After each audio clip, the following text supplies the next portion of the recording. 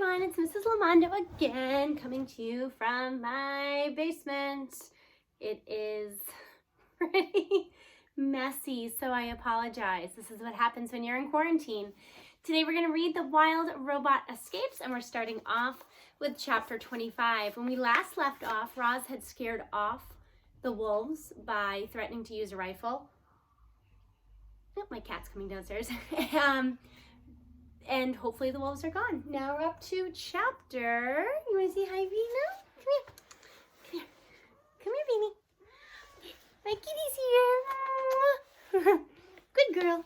All right, we're up to, enough with my cat, chapter 25, Summer. Spring melted into summer and the wolves were nowhere to be seen. Perhaps Roz had scared off the pack for good. Or perhaps the heat was keeping them away. You see, it was the hottest time of the year on the farm. The sun was scorching, the fields were baking, the pond was drying up, and foul odors were floating all the way through the dairy. During dry spells, the farm's powerful sprayers were activated. Water shot out in long, misty arcs, and the land turned deeper shades of green. When the hayfields were lush and ready to be harvested, Roz fired up the mower and the baler. The giant machines rolled out of the shed and down the long driveway. Shortly afterward, they rolled back in, leaving bales of hay strewn across the stubby fields. The cows and humans spent hot days indoors. Only when the sun set and the air began to cool would they venture outside. The herd strolled out to graze under the stars, the children ran out to chase fireflies, and sometimes even Mr. Sharif stepped out to stretch his stiff legs. Trees swished in the evening breeze. Heat lightning flickered on the horizon. When Roz wasn't farming, she was searching for a way to escape. Everything hinged on the children. The robot needed their help, but she couldn't bring herself to tell them the truth. It was too risky. Mr. Sharif asked the children not to distract Roz from her work, but they did it anyway. They'd sneak out of the house and order the robot to play with them. Together they told stories, rode bicycles, lay in the grass watching fluffy clouds drift by.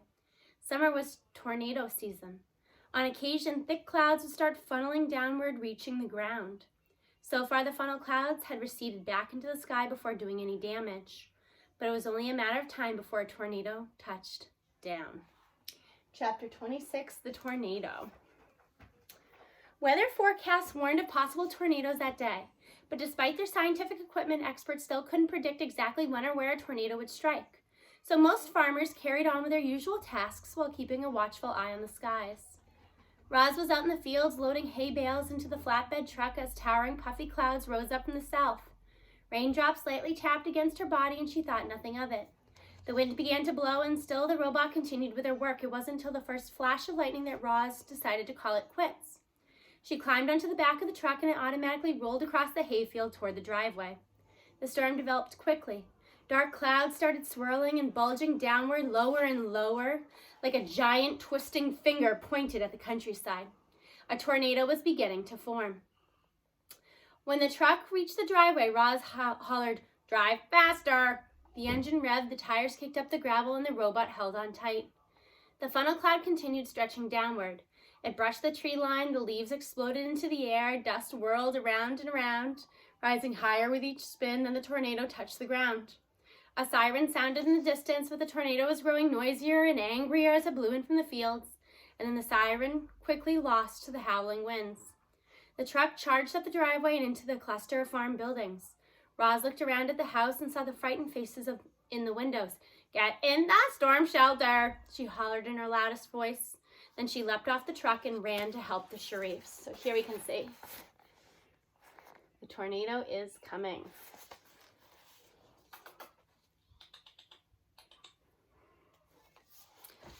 Leaves and sticks flew sideways, whipping against the robot's body, knocking her off balance. Behind her, the farm buildings rattled and groaned. The milking parlor was shaking violently. With a long, terrible screech, its entire roof peeled off and sailed away on the wind. 4 blurry shapes appeared in the backyard. Mr. Sharif shielded his face and hobbled alongside the house toward the storm shelter. He threw open the door and waved everybody down the stairs. Oscar went first, then Jaya, but Jad wasn't moving. "Come on, Jad," yelled his father. The boy stood still, shaggy hair flying everywhere, and stared up at the towering, twisting tornado. He used to have nightmares about tornadoes, but this was no nightmare. It was real, and it was getting closer. The clouds swirled faster, the wind roared louder, the trees bent down to the ground. Jad suddenly felt strong arms around him, and Roz whisked him to safety. Mr. Sharif reached up from inside the shelter, desperately grasping for his son. And just when Roz thrust the boy into his father's arms, a blast of wind slammed the shelter door closed and swept our robot away. At first, Roz didn't realize she was in the tornado. She kept expecting it to fall back to the ground. But the wind only lifted her higher and higher. She saw treetops, rooftops, faraway fields, more countryside came into view with each spin around that funnel cloud. Our robot's survival instincts were blaring in her head, urging her to protect herself, but what could she do? The tornado was in control. The winds whirled around her, up, around and around. Roz could almost imagine what it was like to fly. She thought of Bright Bill. It seemed her final moments would be spent in her son's airborne worlds. Roz wasn't the only thing swept away in that storm. Dust, gravel, leaves, branches, fence posts, farm equipment all swirling around with her. The robot was pelted by flying objects, big and small. She never even saw the shovel coming. The heavy tool wheeled around the tornado and clang, hit the back of her head. Everything suddenly went dark while Roz was still up in the sky. I don't know if you can see my cat. She's like right there. Chapter 27, Broken Robot. The Sharifs found their robot powered off, lying in a ditch by the road. Her left leg was crumpled beneath her torso, her right arm was twisted around a tree trunk, and her whole body was covered in scrapes and dents. Together, the family heaved Roz into the bed of the pickup truck where Oscar was waiting. The dog sniffed her broken body while the Sharifs climbed in beside him. The Rambler turned around. The road was littered with debris from the storm, and the truck had to drive slowly. As they bounced along, Jad pressed the button on the back of Roz's head.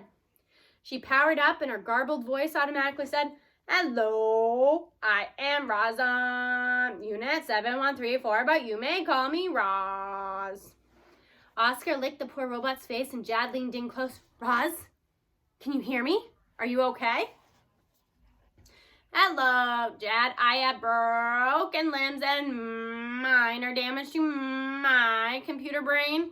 My systems are now repairing themselves. Please stand by." The robot's glowing eyes pulsed as a recovery program did its job. And before long, Roz sounded like her old self. "My computer brain is now fully functional." Jad wrapped his arms around the robot and sobbed. "I'm so sorry, Roz. It's my fault the tornado got you. Don't be mad." Now Jaya was crying too. She pulled her brother and her dog and her robot in for a big hug. Mr. Sharif wasn't much of a hugger, but as he reached over and laid his hand on Roz's shoulder, they stayed like that for some time, quietly holding one another. The shock of the tornado was fresh, but it still felt good to be together. Mr. Sharif, "I apologize for leaving the farm without your permission," said the robot. The man smiled. "No need to apologize, Roz. I'm glad you're alive." "How are the cows?" said Roz. "The farm's a mess. The cows are fine. We'll take you to the repair shop now, and you'll be with the herd again soon." Chapter 28, The Shop. It was a small, sleepy farm town. A few trucks glided down the streets. A few humans sat on porches. A few stores lined the main square. Rambler parked in front of a bright white building. Then Mr. Sharif left the children with Roz, and he limped inside. "Welcome to the tech shop. My name's Nadine. How can I help you?" said a woman in a white suit. Mr. Sharif was distracted by all the robots on display in the shop. They came in a dazzling variety of designs, colors, sizes. Standing still, eyes glowing, they waited calmly for someone to put them to work. When the man spotted a Rozum unit, he suddenly remembered why he was there. "I'm the owner of Hilltop Farm," he said. "We were just hit by a tornado." "I heard the siren," said Nadine. "Is everyone okay?" "My family's okay, but I've got a Rozum unit outside who's in bad shape." The woman called over her shoulder, "Patch, bring the Rozum repair kit." A robot marched into the room carrying a large case. He looked similar to a Rozum robot, but he was shorter and wider. The word Patch was lightly etched on his torso. Mr. Sharif led Nadine and Patch out to the truck where the children were chatting with their robotic friend. Patch quickly scanned Roz's broken body and announced the cost of the repairs. The man stroked his chin, mulling over his options until the children blurted out, "Just fix her!" Mr. Sharif nodded and Patch sprang into action. With smooth, precise movements, the robot gently placed Roz on the ground. Then he grasped her broken arm and her broken leg and twisted. There was a "pop" sound as each limb popped loose. Then he took new limbs from the case and "pop" popped them into place. In a matter of seconds, Roz was whole and back on her feet. "Robots never cease to amaze me," said Mr. Sharif, admiring Roz's shiny new limbs. "The makers really outdid themselves with these Rozum units," said Nadine. "However, you have our most basic unit. Would you like us to upgrade her software, adjust her settings, or polish out these scratches? Will that cost extra? Nadine smiled. I'm afraid so. Basic unit's fine, said Mr. Sharif.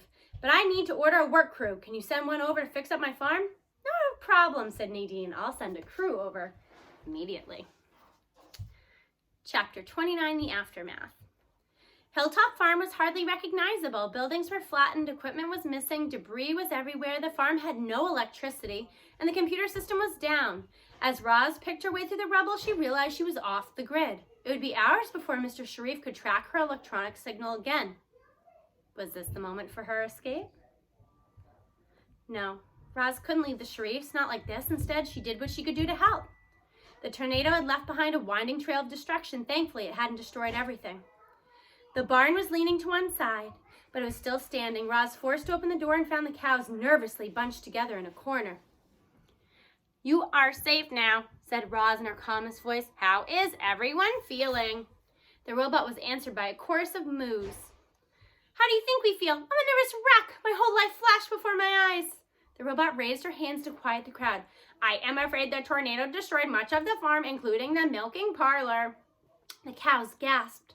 But my udders are about to burst, cried Tess. Would you like me to milk you the old-fashioned way? One look at the robot's clampy mechanical hands and Tess shook her head. No thanks, she said. I can wait.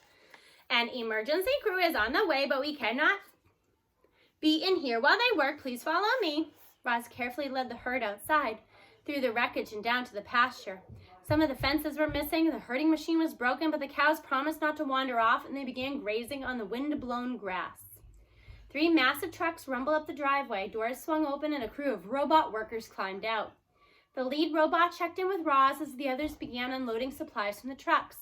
Then the crew got down to business. Power tools buzzed, debris was cleared, fences were mended, holes were dug, machines were repaired or replaced, beams and walls and roofs went up, equipment and pipes and wires were installed. Clearly, these robots were designed to work as a team. The Sharifs wandered back out and stood with Roz. They watched as their farm was rebuilt before their very eyes. Several crews marched over to the house, fixed a hole in the roof, and replaced the shattered windows. Finally, rubble and tools were loaded into the trucks and the robots fell in line. Are you satisfied with our work? Said the crew leader. I am satisfied, said Roz. At those words, the robots climbed into their trucks and drove away. Hours after it had been devastated by a tornado, Hilltop Farm was better than ever. Chapter 30, The Gift. The children walked into the machine shed past rows of parked farm machines and found Roz tuning up the milk truck. We got you a gift, said Jad, smiling. The robot felt something like surprise when the boy handed her a box wrapped in silver paper with a big red bow on top. Can you guess what it is, said Jaya. Roz started to guess. A bucket, a rock, a hammer, a turtle. Okay, stop guessing, said Jaya. Don't forget to read the card, said Jad. Nestled under the bow was a card. Roz opened it and read the words. They were written in Jad's messy handwriting. Dear Roz, thank you for taking such good care of our farm and our family. We spent all our savings on this gift, so you better like it. Love, Jaya and Jad. P.S. Please tell us more stories about the robot on the island as soon as possible. Thank you for that nice card, although that handwriting could use some improvement. Jad rolled his eyes and said, open the gift. The robot untied the bow and tore the paper and lifted the lid from the box. Inside was a tool belt. It was made of dark leather and a wide strap of different pockets for holding different kinds of tools. We thought it would make your work easier, said Jaya. It's designed for Roz's unit, said Jad, so it should fit perfectly. The children helped Roz put on her new tool belt. Rather than going around the robot's waist like a normal belt, it went diagonally across her torso. Jad looped it over Roz's left shoulder and down her right hip. Jaya laced the strap through the buckle and tightened it until the tool belt was snug across her chest. Do you like it, said Jaya. I like it very much. Thank you for this lovely gift, said Roz. The children smiled and hugged the robot. They really seemed to care about her. Roz wondered if they cared enough to help her escape from the farm. One of these days, she would have to risk everything to tell the truth. For now, however, she did the next best thing. She led Jay and Jad out to the oak tree and told them another story about the robot on the island. So there we can see the gift that Jad and Jaya gave Roz. And we're going to pause there for today. Next time we'll be reading the next chapter, which is all about the campfire. And we know from Roz's big bonfire on the island, which ultimately alerted the Ricos to where she was, that she definitely knows how to start a fire. See you next time.